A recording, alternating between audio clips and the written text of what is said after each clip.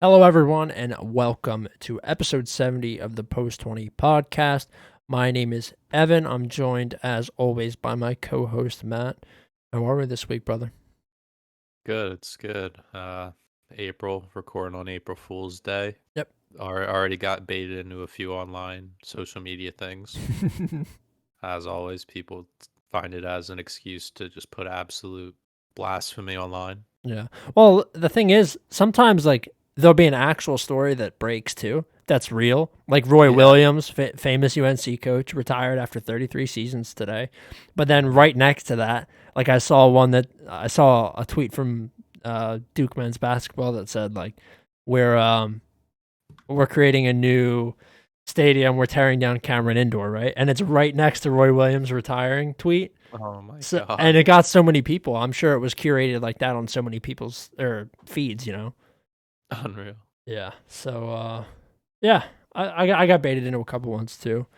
But nothing too serious. I've gotten really got before. Yeah. Um, but yeah, not much going on other than that. Just kind of hanging out, doing schoolwork, playing golf, same old shit. Um, Work's going all right. Yeah, not too bad. I'm holding down a route right now, so I'm doing the same thing every day. Oh, that's nice. So I kind of got a routine going and don't have to deal with as much helping other people out, but that's not a big deal. Hours are hours, so Yeah. it's something I'm gonna be doing the rest of the month because the guy's gonna be out. He's getting he's getting an operation on his shoulder. Oh, okay. He's had like multiple issues with his shoulder, so he's out the whole month of April. Damn, that's pretty brutal. I feel that shoulder Yeah. pain. That is absolute shit. It hurts so much. Mhm. Okay. Well, we'll move right on to our games. Obviously, nothing to recap. Last week was the international break. Um, Not a ton to say. U.S. men's national team with 2 wins, right? No. Yeah, Yeah, two the wins. men's the first team won both games. They won 4-1 against Jamaica. Just had his first Yeah. career international goal, was a nice goal, and then the second leg or second match against North Mm-hmm. Ireland. Um, they said that was the first time in 6 years we beat a European team on European soil. Just nice. Rare. hmm A lot of good players getting minutes, and then on the other hand, U23s uh, were the qualifying team for the World Cup, right? yeah, they didn't qualify for the Olympics. Or that's what I mean, Olympics. They needed to beat Honduras, I think, or was it El Salvador, and they lost, and they didn't make it. So everybody's pissed off about that. I saw you liked a tweet or you replied to Jozy Altidore's tweet talking about how Taylor Twellman's response to it all. A Yeah. lot of people are butting heads over the issues and whatnot. Well, I mean, like we've made it known, you hate Josie. I don't like Josie. I think he's shit. He's been shit for a long time. I mean, Yeah. he's got a couple notable performances for the men's national team, and probably even less notable performances for his club teams. He is Yep. shit. He was never good. He's just a big lumbering donkey. And like what uh, Taylor Twellman wasn't anything special either. He's still playing though. Isn't he? He's still playing for a club team. Taylor Twellman? Yeah, I thought so. No, he's been an analyst for like ESPN and for a little while now. I Who am think I he might be with thinking of? Fox actually. I'm thinking of somebody else. Anyway, either way, it doesn't matter. Josie shouldn't have any sort of. He shouldn't be making any sort of commentary on another men's national team's player's career. I don't see the point behind it. What's his deal? Like, why is Josie so mad? Yeah, I just think it's when somebody attacks something they care about, they get real butthurt about stuff. But I don't know. Josie never won anything internationally No, besides Gold he's Cups and that. he's a shit player. Yeah, and like you said, club wise, he hasn't won anything major either outside the MLS. I think he's won one or two MLS the cups, like the after the playoffs. I think he's won a couple of those, but other than that, he hasn't won anything crazy. His European career was terrible, and then Sunderland. yeah, he would play in the Prem, like we said, 2 years, one goal. They got relegated, I think, his last year there. And I don't know. It's just you shouldn't really be coming at again anybody, because people are gonna come right back at you, and you know what you're getting yourself into at that point. Yeah, I mean, I think it seemed to be divisive though. There was a lot of people that were defending him. I don't know why. I think there's a lot of really misguided fans, U.S. men's national team fans, players, people that aren't necessarily even interested in the game outside of the men's national team, which I know is strange to think about, but there are Mhm. actually fans that just care about the men's national team and the MLS. I personally can't imagine because it, those things are, they pale in comparison to the game in other countries. Honestly, like I really don't give that much of a fuck about the men's national team. It's Mhm. great when the World Cup rolls around, but as we've seen, they're not always going to be in those big competitions. We don't get to watch them in the Euro, and there's going to be a lot of years where we're not going to get to see them play in the World Cup. It's just what happens because they suck and they're not run the way that they should be.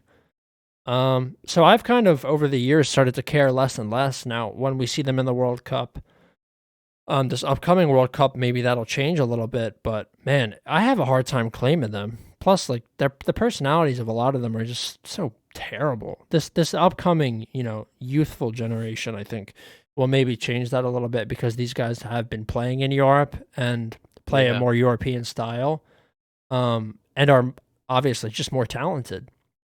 But I think one thing, sorry, I think one thing major that's lacking is knowing more about these players on a personal level. Like, you know how in TV shows and in movies there's like character development and all that, yeah, and you learn people's backstories, and they give you reasons to want to watch them every week, whether it's a TV show or whatnot. Like, we don't know anything about these people, and that's why I think is a big factor why people don't care to watch. Obviously, people want to watch the best, and yeah, if they're not the best, if people care about them and want to know more and see how they're doing, then they'll still tune in. So yeah, I think that's another reason why they lack in viewership, and like people constantly go to the games. You could say the same thing for the women too, but yeah, I don't know. I'm always going to ride with the US team, whether they do bad or not. And it's a really big shame that they can't make these major tournaments. First being the 2018 World Cup, and now the Olympics this summer, 2021. It's really disheartening, and people just go right after the top dogs at US Federation. I think they should. They should have been putting more of an effort to talk yeah. to these clubs about getting these top players in these qualifier matches. And I'd rather see them in a U23 Olympic qualifier match than just a international friendly. You know what I mean? Yeah, I totally feel you with that. Um, it's just like more of a show thing. I feel like there's no real desire to win, and there hasn't been. Since Sunil Gulati stepped down, it's been a little bit better, but for a long time, the men's soccer, USMNT rather, just directionless, and that is what we're dealing with now. I mean, we're dealing with the aftermath of that. They're trying to clean it up, and finally, we have these young players. Like I said, you have players like Weston McKinney. You have players like Dest, like Gio Reyna. Like these guys are generational talents, I think. And you even in the European game, you're gonna see them become stalwarts and mainstay names. And this is the type of generation that we have to capitalize on. Otherwise, the men's national team will be doomed, like it has been for the past, 25 years. Yeah. I wanted to go back to what originally started that conversation, the Jozy Altidore tweet. Yeah, sorry. So he replied to One Soccer talking about 12 men, and like he was quoted saying that the failure for the Olympic qualifier team was pathetic and laughable. And then Josie's tweet was, and I quote, Taylor Twellman national team career was laughable. Beasley should be that analyst or Amia Ham. Twellman need to be on extra time radio with Bobby Warsaw. He a white boy with connects. Stop giving him a platform. End quote. I And then to make mean, it even to make it even funnier, like Twellman responded, I think a few hours later, talking about he said no matter what we do on the field, it's what we do off the field, and that is most important as athletes. And then he started talking about Josie Altidore's charity and foundation of that. And then Altidore replied again saying, "Your money can't fix this big, strong, powerful issue." acknowledge it and be better. I don't want nor need your charity. So yeah, there you go. Way to be So a role model dumb. there. J- Nice role model. Josie just being a moron. Like I have said many times now, straight up donkey, and he's obviously a donkey in real life too, not just on the pitch. Um, so fuck you, Josie. Rest in piss. I hope I never see you suit up again. I actually hate you. All smiles. Um, in all seriousness, though, like what has he done?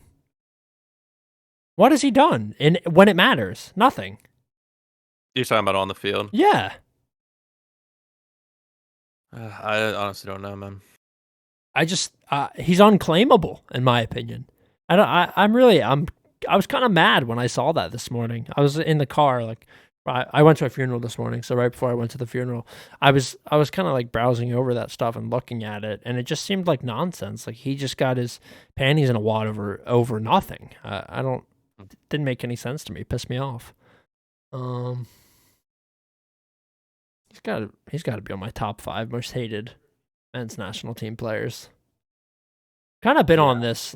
I've been on that like men's national team hate spree for a couple weeks now. We've talked about it a couple times. Uh, yeah.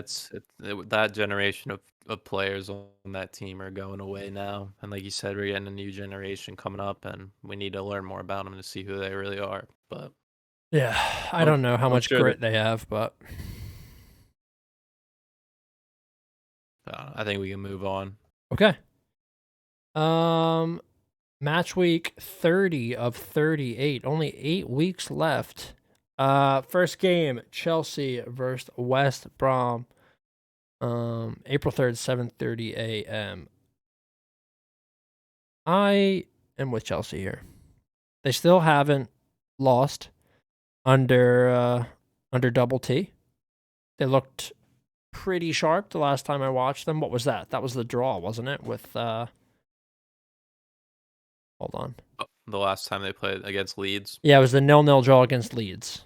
yeah, Defensively sharp, offensively kind of flat. They've been flat really since he took over. I think was Mount benched in that game? in the Leeds game. Yeah. Um, This is so long ago, I feel like. yeah, this goes back like 4 weeks ago now. I mean, that was like when we were in the middle of the Champions League stuff. Like he was rotating squad fitness and all that. And here I got it up right here. Cool. Mount started. He went Havertz up top, Pulisic, Ziyech, and Mount. Okay. He had Werner on the bench. Okay. Yeah, so I mean, Chelsea versus a West Brom team that's absolutely floundering. I don't really see West Brom providing any sort of fight against this Chelsea side. Like I said, strong defense. West Brom not really going to break that down. They really kind of just pack it in and play on the counter. And they've had some shining moments in the past couple weeks. But altogether, I'd say West Brom are still a pretty shit team, definitely going down, and I don't see them being the team to beat Chelsea. Yeah, there's going to be a lot of rotation here. We picked up a few injuries over the break. N'Golo Kante, Hudson-Odoi, they're they're at like 50% right now with hamstring and shoulder issues. I think Mendy had a tooth issue before the break that Wait, he went and a, dealt with. a tooth issue? Yeah, he had to go like do a dental procedure over the international break. So I don't know if he'll play or not. So we Okay. might go with Kepa, but they're saying he's potentially gonna come back Saturday. So hopefully. And then Jorginho might be missing as well. So we might get a little bit of rotation in there. Maybe Billy Gilmore will get a start. That'd be nice to see. The last time we played West Brom was the 3-3 draw. Absolute scenes. I don't know how. Um, we were down 3-0 somehow in the first half, and then the boys pulled it back. Tammy Abraham getting that equalizer in the 93rd minute. Yeah, I'm gonna go with the Chelsea win here. Mhm. It makes sense. Looking at the table, West Brom are right there with Sheffield in the worst form, and there's not really much else to say. This is one of the biggest chalk picks you can go with, and it makes total sense. Yeah, I agree. Okay, moving on. Another pretty easy chalk pick, I think. Leeds United versus Sheffield United. This game is the 10 a.m. game on April 3rd. I am siding with Paddy Bamford and Leeds. Sheffield just really flat. Beaten 5-0 by Leicester City on March 14th. That was the game in which Kelechi Iheanacho scored a hat trick. They got absolutely pumped. I mean, Ethan Ampadu scored an own goal in that game, and their defense and attack are looking equally shambolic. Leeds starting to sharpen it up a little bit, I feel, in the past couple weeks. Great result against Chelsea, like we already talked about. And I think, although they are just coming off international break, as all the other teams are, that they carry a little bit of momentum into this game, and they'll certainly be looking to beat up on this Sheffield United team who are down bad. Yeah, I'm right there with you. They have nothing to play for. The manager gave up on them. Unfortunately, their fans aren't able to come to the games to support them for whoever would want to go. And I mean, like a quarter of the team's injured. They have so many issues injury wise, and they're sitting 23 losses out of 29 matches, which is on track to be the worst ever. Yeah, it doesn't make sense. I mean, Leeds is a team that would potentially give them a run here, to make it competitive, because they can be hit or miss sometimes to play down to their competition. Mm-hmm. But I think these guys will be fine after a nice long break where not a lot of very few of them had international duty, so a lot of them got well deserved rest. So they should be coming out firing here, at least 3 goals. I agree. I think that's probably fair. Over 2.5, very crisp in this matchup. We'll move on because I don't think there's really all that much to dissect in any Sheffield fixture just because they're so bad. The manager giving up, like Chris Wilder giving up on them, I think really sealed their fate too. They were never coming back, but that was the fork. Yeah. Okay, this is probably, well, it's either this or Arsenal Liverpool, but I'd say this is probably the matchup of the week. Leicester City take on Manchester City. I don't know where I stand with this. I think, like we've said many times, it's hard to bet against City, Yeah. Manchester City. That is. I think I'd probably stick with them here too. Um, but Leicester looked really sharp against Sheffield. Iheanacho obviously really has his scoring boots on the past couple weeks. He Hmm. in like 3 fixtures he had like almost, I think 5 goals or 4 goals. So that's really nice run of form for him. Taking some of that load off of Vardy, and the rest of that side has been playing really well too. Tielemans, fantastic. They should have Harvey Barnes and James Madison back, I think. No, Barnes is going to be out Oh, for a little Barnes bit had the longer. ligament, right? Ligament. Yeah, Yeah. he'll be Okay. out for a few more weeks. But you're right about Madison. Madison should be available, and Ricardo Pereira should be available. Those guys are coming back. So So those are 2 huge additions. Yeah. I guess I'm with Manchester City. I mean, this is a really hard one for me. My gut's telling me that Leicester could actually pull this off, or at least draw. But City doesn't end games in a lot of draws, and neither does Leicester. So I think picking one of the teams is a must. I don't know. Where do you stand? well, the last time these guys played, Leicester beat City 5-2, one Yeah. of City's 3 losses this season. But controversially, there were 3 penalties given to Leicester. A Yeah. lot of VAR was in this matchup previously back in September. Leicester's the home. Man City have been so good when it comes to injuries. Yeah. They've picked up very few, and when the critical guys have gotten hurt, other guys have stepped up to the plate. I.e., when De Bruyne got hurt, you had guys like Mahrez and Phil Foden pick up some slack. Hmm. Bernardo Silva, likewise. Obviously, when Aguero can get hurt, you have a Jesus in there. Sterling kind of slides into that shadow striker role. So a lot of versatility for that team. I think Brendan Rodgers is a great manager.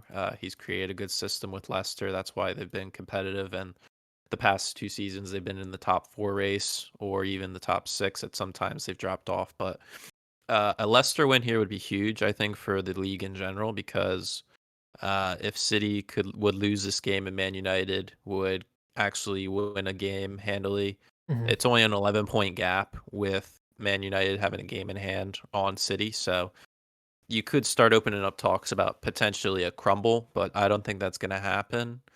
Um, I definitely think City's going to win this game here. I think they've learned from their mistakes in the past, and they're an unstoppable force. So I'm going to go with a City win. Okay. Yeah, I think I'm with you.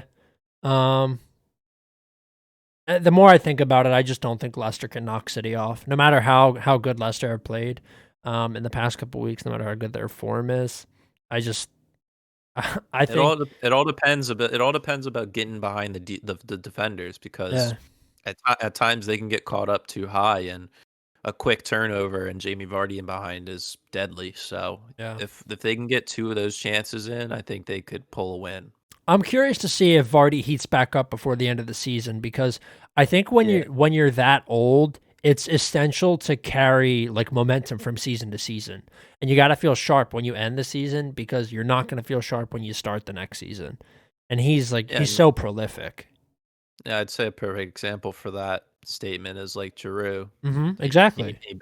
He bags at this rate 8 to 12 goals a season in all competitions, and it's solid. And he's a great squad rotation guy to get in there when you one of the guys you bring in, i.e., a team of Werner, isn't popping off. You put a Giroud in there who you know he knows who he is as a player, and you know how to get him the ball and to for him to perform well, and he gets the job done. So Yeah. those are great qualities to have in your club. I think that's true. Yeah. The identity thing, you're right. It's a huge thing. You have to know who you are as a player. And like they're very different players, Giroud and Vardy, but they know exactly who they are and what they do best, and that is why they score so much. Yeah. Speaking of Giroud, ex Arsenal boy, Arsenal take on Liverpool Saturday, April 3rd at 3 p.m. Now, I'm obviously more excited for this game. I think that Leicester City versus Man City will prove more eventful. I don't have Right. really high hopes for Arsenal Liverpool. I think Really? depending, I think it's gonna be a snore fest. I kind of do. I think Liverpool are going to be saving all their juice for the tie against Madrid. It's true. I think that matters more to them. I think it matters more to Klopp. More importantly, and Matt and I were talking briefly before the show. There's a lot of talk about Salah leaving, and I put that in one of my footy group chats this morning, and someone was like, "Oh, I love to read transfer rumors on Twitter too." Well, where the fuck else are you gonna read transfer rumors? He probably is gonna leave. Why would you want to stay at such a finished club? Seriously. Yeah, you could say he's won Yeah, he's done what almost he can do. everything he can there. Right. I mean, they have a Champions League. They have a league title. They have Mhm. have they won an FA Cup while he's been there? I don't believe so. Liverpool doesn't do too well in Right. the continent or the country cups. Right, but there's like the FA Cup is a tin cup, right? These days, it's just it doesn't mean as much as it used to.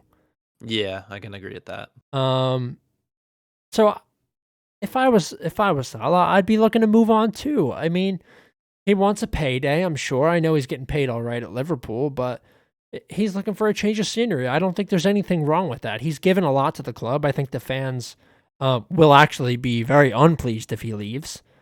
Yeah, of Um, course. but I think that he could move on. I think it's foolish for anybody to think that he won't be looking to get paid because he certainly will be.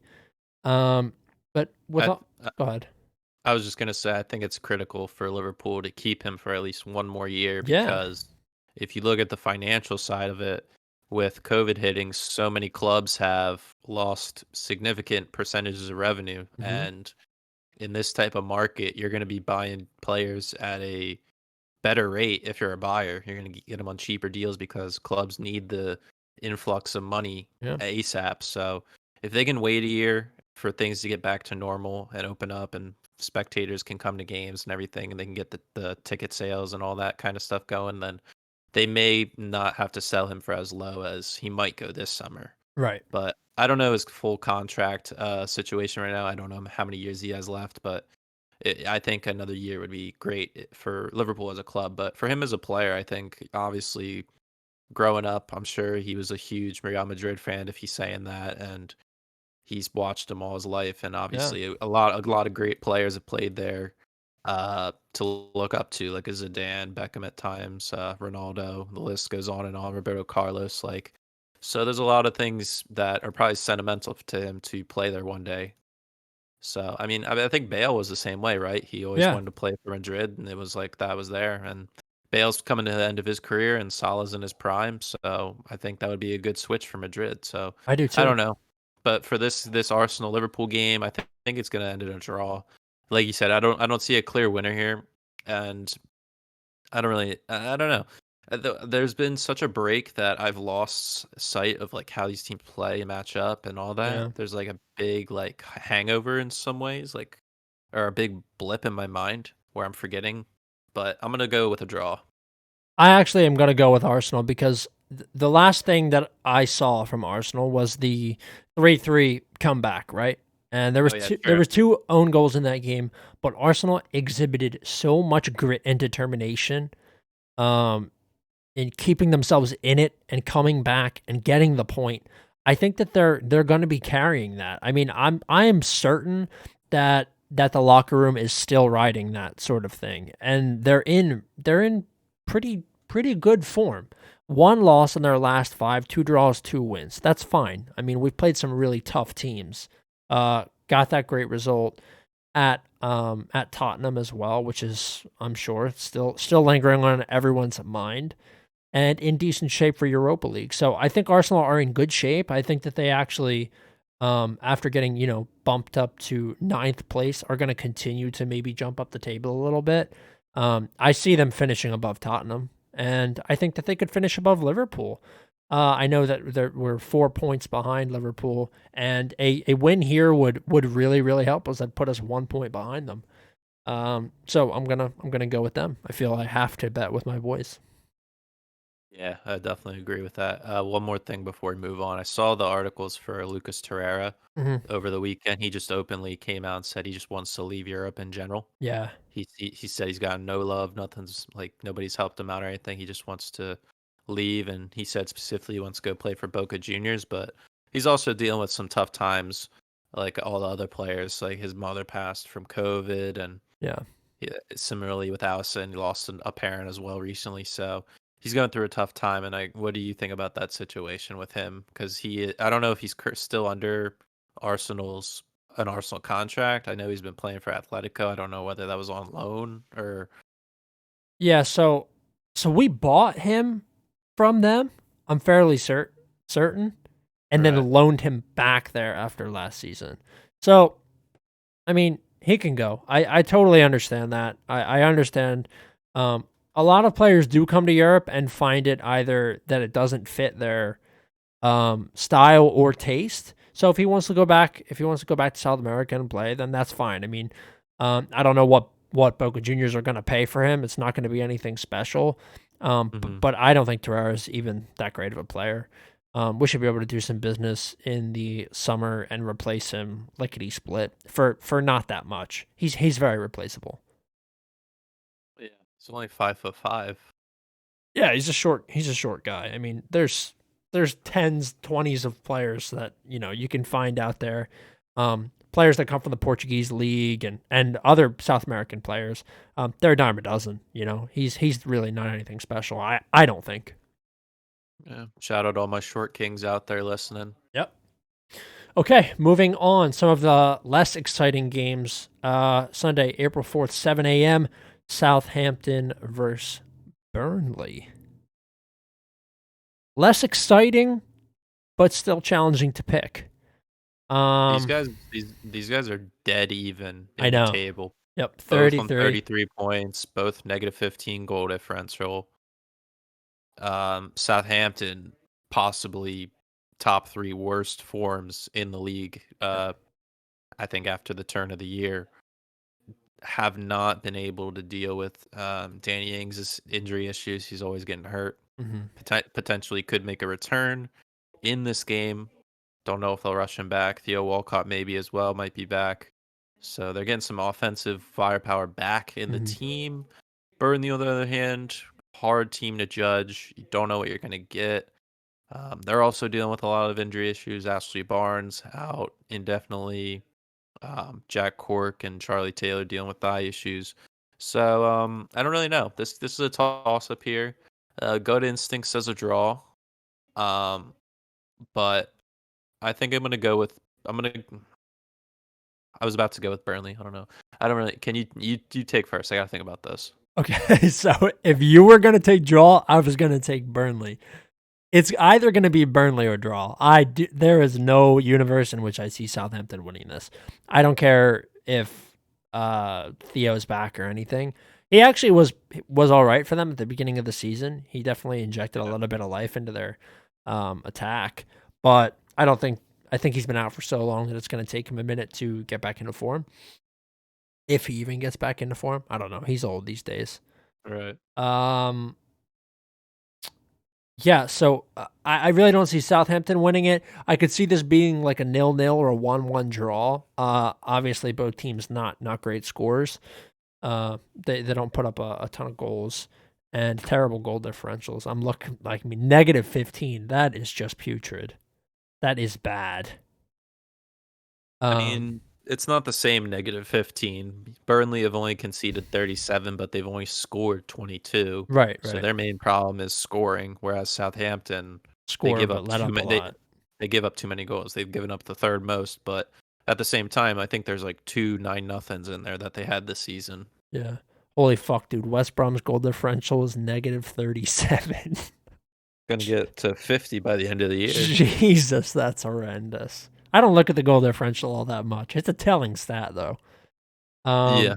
So I'm yeah, I'm gonna go with a close Burnley win here. okay. I'm gonna go draw then. All right. Low scoring draw. Next one, Newcastle versus Tottenham. Newcastle, terrible. Steve Bruce's boys, absolutely dog shit. Not really anything to write home about whatsoever.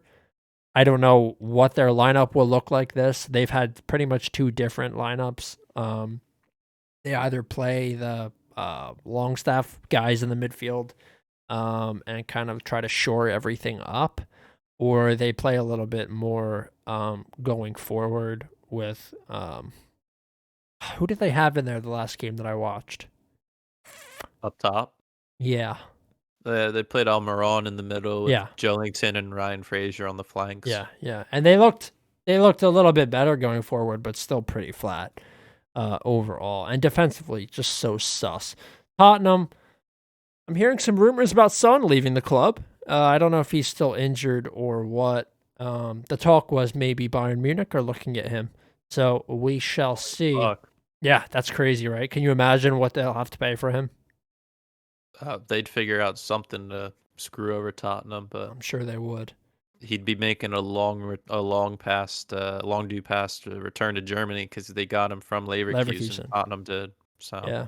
So I don't know. I mean, that could just be talk, but I can also totally see that happening. I mean, Bayern are a team that are consistent contenders, not only in the Bundesliga, but in the Champions League and other domestic competitions. So I can see Son wanting to leave, especially because Tottenham have been absolutely dog shit this season.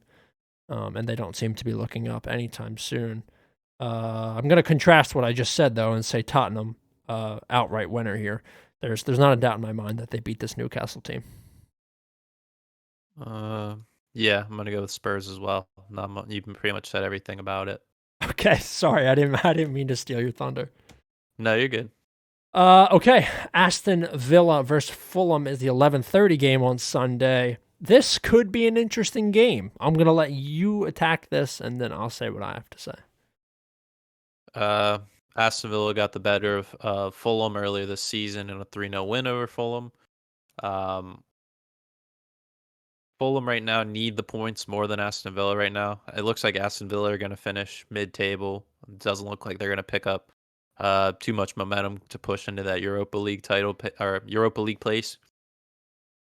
And for Fulham's sake, Newcastle playing Spurs is a great time for them to play a team like Aston Villa.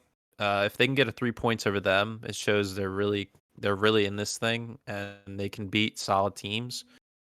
I don't know if they can do it though, because Grealish is potentially going to be back. Yeah. He might be like 30 minutes in the second half kind of thing. But without him, Aston Villa look poor going forward. They look a little lost. Or let me see, the last 5 weeks, Aston Villa have only scored 3 goals in the Prem Yeah. without Grealish.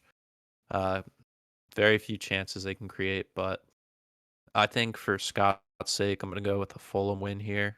Okay. This is the time they need to get this momentum going because if there's a chance that Newcastle pick up a win or even a point against Spurs, that kind of messes up their mojo. Yeah, that's a pretty nice insight. I agree. But for the sake of parity, I'm actually going to take Villa. I think that Villa bounced back this week. Like you said, they've been really flat without Grealish. He's certainly the linchpin in their offense. Uh, I just think Villa are really like looking to bounce back. I think they need to finish the season strong. Like I said, the momentum that you need to carry into the next season is really important. And if Villa can manage to secure themselves a decent spot in the table at the end of this season, I think that helps them next season, makes them a much larger destination, right, for players that are looking to come over from Europe or from further south in South America and other places. Yeah, Um, it's an easier sell to those guys to say we finished just outside with the resources we had and the squad we had, yeah, and you can tell them like we need if we get 2 to 3 more guys in the squad and we can push into these European places and you guys can be playing on a bigger stage and getting a bit more looks. So I don't know. I agree with that point that the higher the table you finish, the better it is for the club. And yeah. I actually, while you were talking, I looked at what Fulham's past 5 games scoring wise was, and they also have only scored 3 goals in their last 5 matches. Yeah, I think this game could be a total toss up, honestly. I don't see it ending in a draw, actually. I think that these teams can actually be really both very dynamic. So I'm going to go with Villa for the sake of competition. Okay, All that's right, fair. moving on. Manchester United versus Brighton. Brighton coming off a 3-0 victory against Newcastle, which we kind of watched Yeah. whenever that was.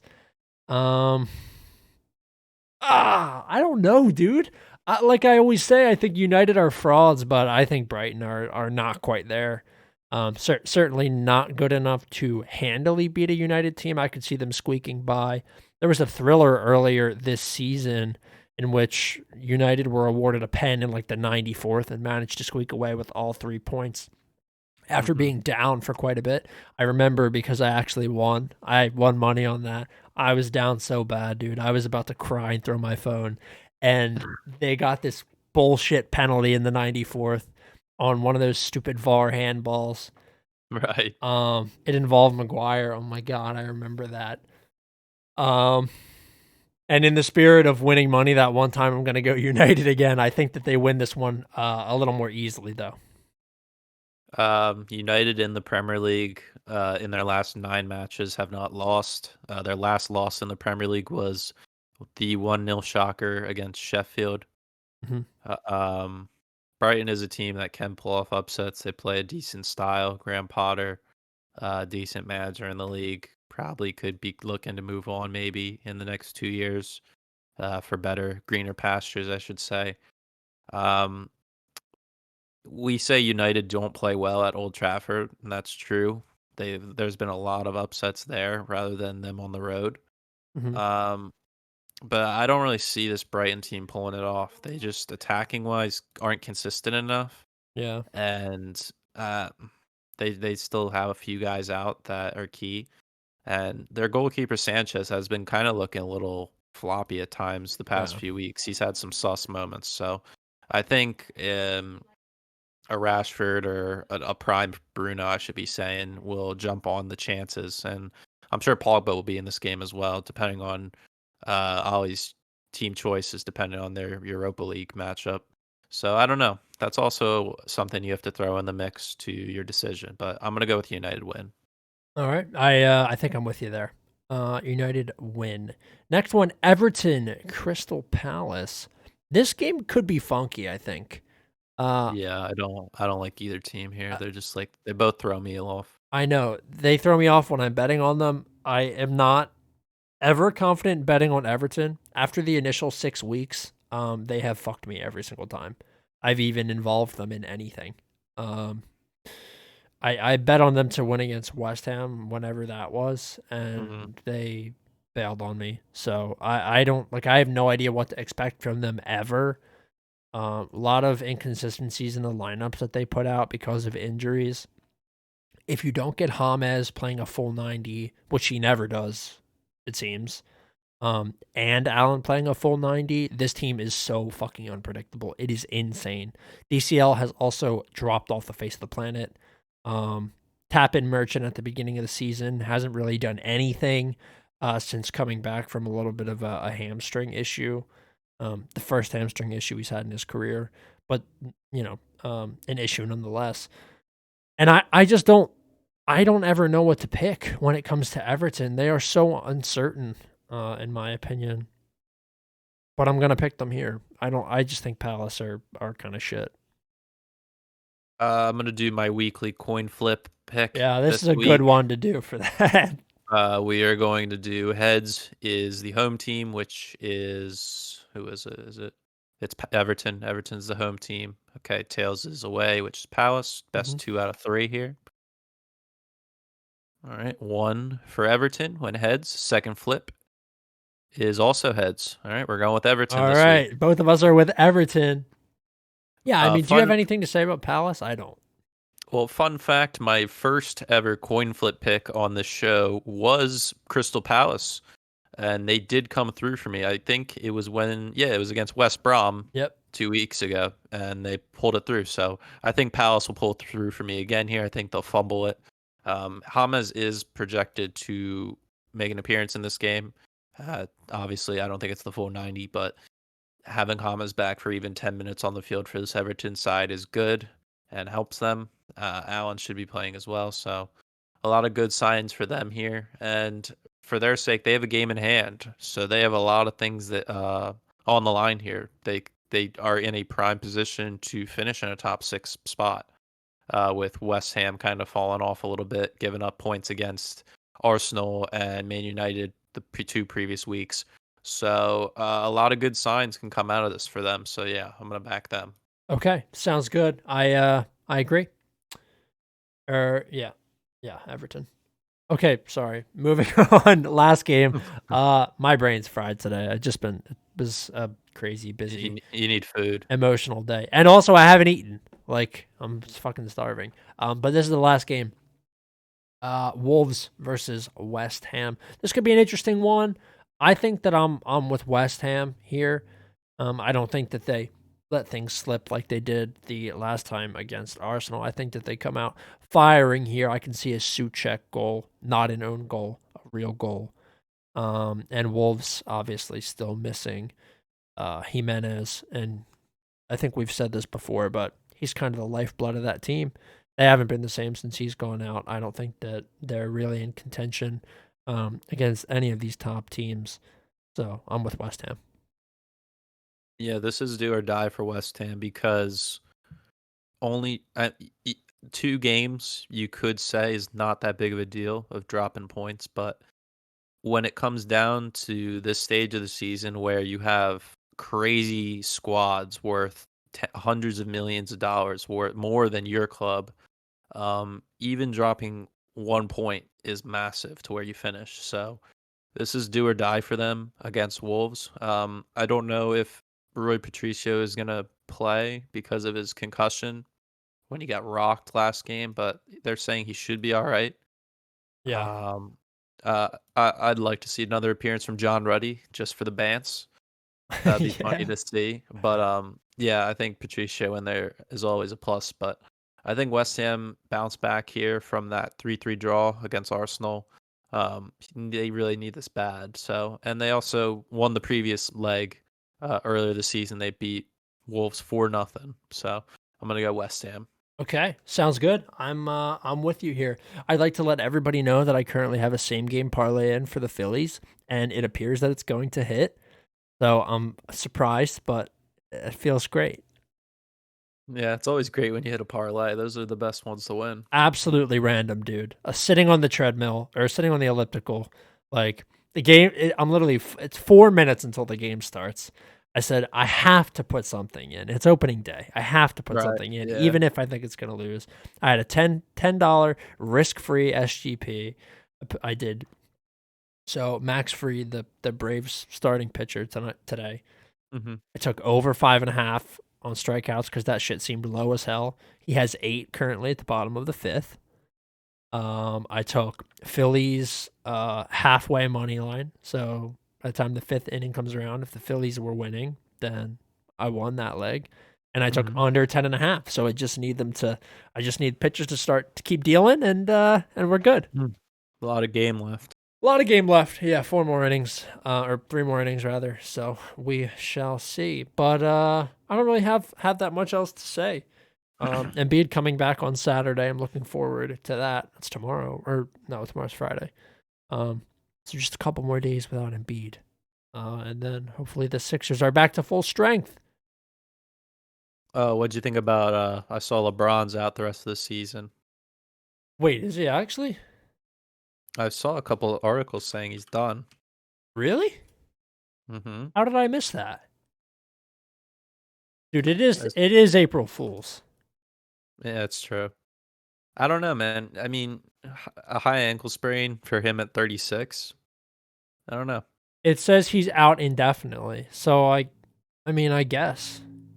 They don't have a clear read on him, So but it's not looking good for him in the Lakers right now. I saw he's obviously this could be trolls, but he's been talking to Steph Curry about coming to the Lakers, which would be retarded. that would be the most ridiculous thing ever.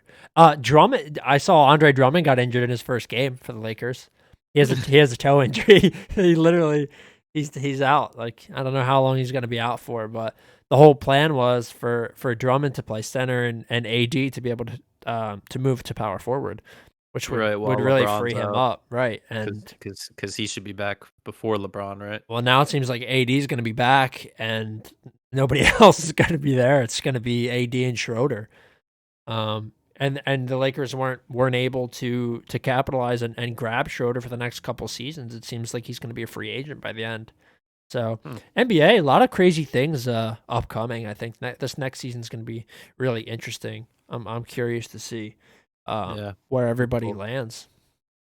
Yeah, it's interesting, especially with the new playoff dynamics for 7th to 10th. Yeah, How it'll that be all interesting. works. Oh, by the way, the NFL expanded. They expanded their Yeah. schedule, so it's 17 games now. A lot of Yeah, guys not so happy with that. they just converted the 4th preseason week into week 1, right? Yeah, and I do wonder, which is fine by me. I mean, that means the season starts earlier. That's fucking great. Mm-hmm. That's more gambling. It's more fun. I love the NFL. I miss it so much. Yeah. Um, I think that's more for like fan service, oh, it like giving is. It more certainly love and is. all that, and more TV. It's not focused on the players and what they want. Obviously, there's higher injury risk now, adding an extra week and Yeah, all that, and they're going to complain for more money. yeah, But they'll figure that all out with the players association and all that the next time they need to make a deal with the league. So they'll talk about it then. yeah. And I kind of feel for them. I mean, I totally understand that. Hopefully, the rates go up. They get paid more because they are. The NFL especially, those guys are putting themselves at fucking risk. Like the money in the NFL, I think is well deserved. I don't think even if you are getting paid an astronomical amount, I don't think you're being overpaid because that shit is dangerous as fuck. I mean, it is insane. And the NFL does not take care of you after. They just don't. That's not the money that you're supposed to take care of yourself with is built into your contract. And unfortunately, a lot of guys don't save the money. They use it, and then by the time, the end of their career rolls around and they're injured or they have CTE or whatever the fuck, like they don't have any money to take care of themselves with. And that's why you see so many like that receiver that just died, like the Bucks receiver. He was broke, bro. He was a great receiver. I forget his fucking name. I should remember it, but they found him like dead, OD'd or whatever, or suicide in a hotel room, and it happens all the time.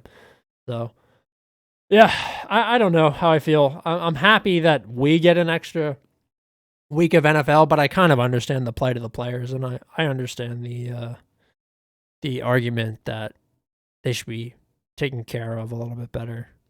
But Vincent Jackson. yes, there you go, Vincent Jackson. Oh, that guy was a baller. I remember having him on my fantasy teams. Yeah, he was great. He was a really, really good player. I mean, for a couple of years, he was fantastic.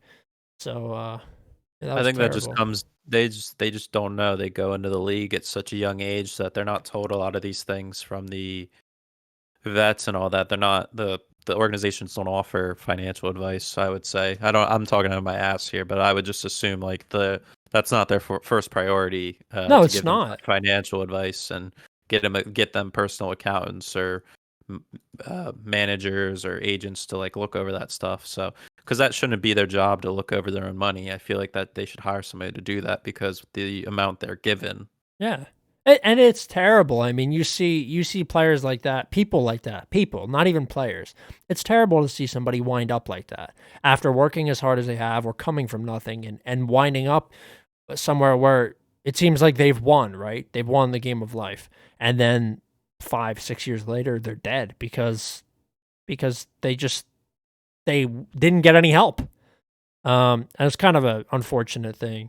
And like you said, players are so young when they come into the league, and a lot of people come into the league and haven't ever had anything. They don't even have like solid family structures. They don't know what to do with money or with themselves. I mean, all they know is the sport that they played and how to hustle.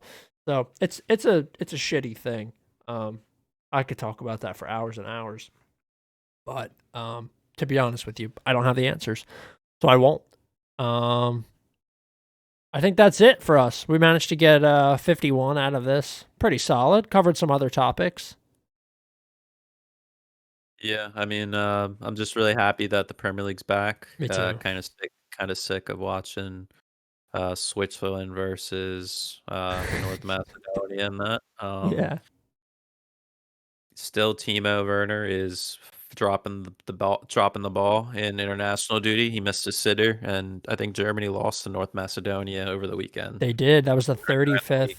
They had 35 in a row. 35 international friendly wins in a row. North Macedonia snapped it. Dude, I saw somebody's FanDuel slips. This guy like 8x'd down on Macedonia. He won like 40 grand. That shit must have been fixed. 100%.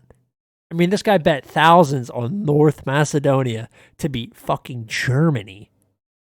I don't know, Germany's man. fifth team is better than North Macedonia's first team. Yeah, Germany, I think, is at least top three in the world, where I saw Yeah. North Macedonia is 65th. I mean, that is downright putrid. I would have been sick. That's why I don't bet on friendlies because they mean nothing. Hmm. All right, that's it. You have anything else to say before we close this out? Nope, not really. I already said, thank God the Prem's back. Yeah. Good to see baseball's back and kicking. Yep. More out there for people to bet on, lose money slash make money, Yeah. like yourself. Yes. Yeah. Other than that, also the weather's getting better, so we can do more stuff outside. Hopefully. Yeah, I hope so. Okay, guys, make sure you check out all of our social media at Post20Pod, Twitter, Instagram. That's really where we post these days. And then obviously the podcast, Post20 Podcast on Spotify, SoundCloud, and Apple Podcasts. Thank you guys as always for watching, and we'll see you next week. I don't know what day we'll be doing the live stream this weekend, or if we're doing one or what. But we'll post it out on Twitter and Insta if we're getting something going on. We'll keep everyone posted, and until then, we will talk to you guys next week. Everyone, take care of yourselves.